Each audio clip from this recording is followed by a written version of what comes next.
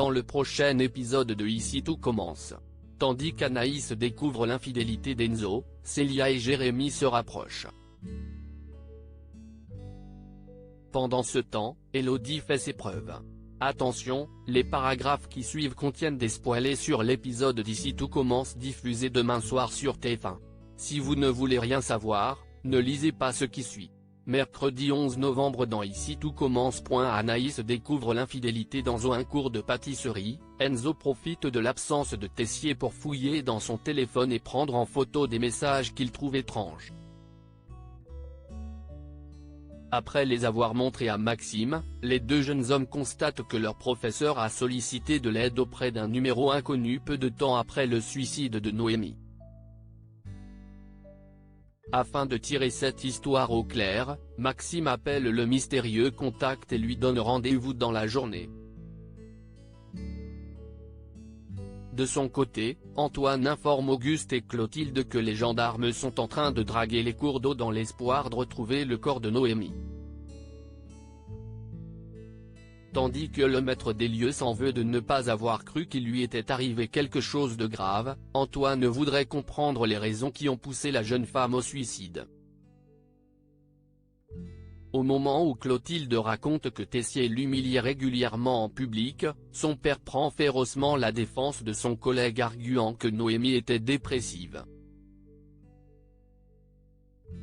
Par la suite, Antoine assiste à une violente altercation entre Tessier et l'un de ses élèves. Quand le proviseur l'interroge pour savoir s'il se comportait ainsi avec Noémie, le chef pâtissier répond qu'il se montre dur avec tout le monde. Auguste intervient et explique à son gendre qu'Emmanuel pousse ses élèves à l'excellence avant d'insister pour qu'ils lui foutent la paix. Et d'exiger qu'il cesse sa petite enquête. Non loin de là, Maxime et Enzo rencontrent le contact de Tessier et prétendent organiser une fête surprise pour leur professeur. L'homme, qui ne les croit pas une seule seconde, s'en va sans rien leur dire. En parallèle, les élèves découvrent un sweat accroché à un arbre avec l'inscription coupable. Alors que tout le monde se questionne, Charlène prend une photo et la diffuse sur le groupe de la promo afin de savoir à qui pourrait appartenir le vêtement. En la voyant, Anaïs se précipite dans la chambre d'Enzo et la met sens dessus-dessous. Dos au mur, Enzo admet que le pull lui appartient mais jure qu'il ne lui cache rien.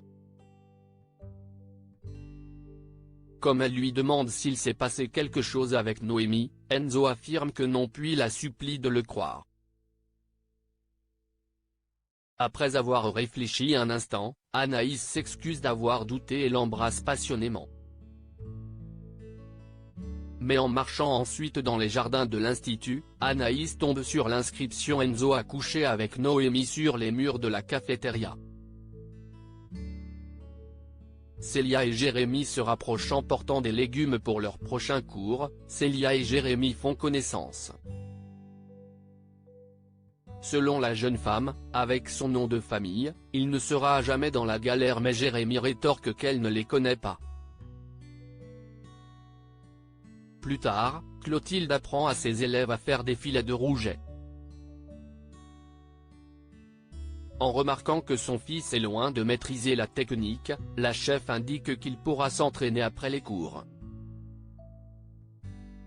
Une fois celui-ci terminé, Jérémy reste en cuisine pour parfaire ses gestes.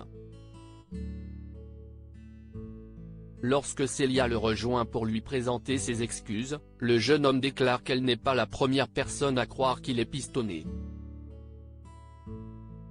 Pour se faire pardonner, Célia lui montre comment faire des filets parfaits. En fin de journée, Jérémy raccompagne Célia qui vit à l'extérieur de l'Institut. Son camarade adorant se balader dans les marais salants, Célia lui donne rendez-vous le lendemain et l'embrasse furtivement avant de rentrer. Elodie fait ses preuves en préparant ses élèves au service en salle. Lisandro refuse qu'Elodie approche la clientèle avant d'être entièrement prête. Elodie, qui veut prouver à son professeur qu'elle en est parfaitement capable malgré son handicap, sollicite l'aide de Ludivine et Louane pour comprendre l'espace qui l'entoure. Ses deux camarades la conduisent alors jusqu'à la cafétéria en précisant qu'il s'agit de la même disposition que celle du restaurant. Malgré plusieurs tentatives désastreuses, Elodie parvient à s'imprégner de son environnement et retourne en salle pour participer au service. Et c'est avec succès qu'Elodie réussit à servir son premier client sans même qu'il ne remarque sa cécité. Bien qu'impressionnée par sa détermination et son investissement, Lisandro l'invite à être encore patiente mais certifie toutefois qu'avec ce qu'il a vu aujourd'hui, elle sera de retour en salle très prochainement.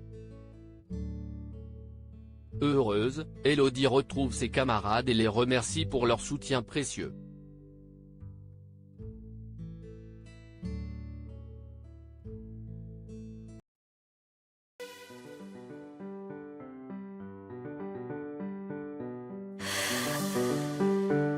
The man I love just had a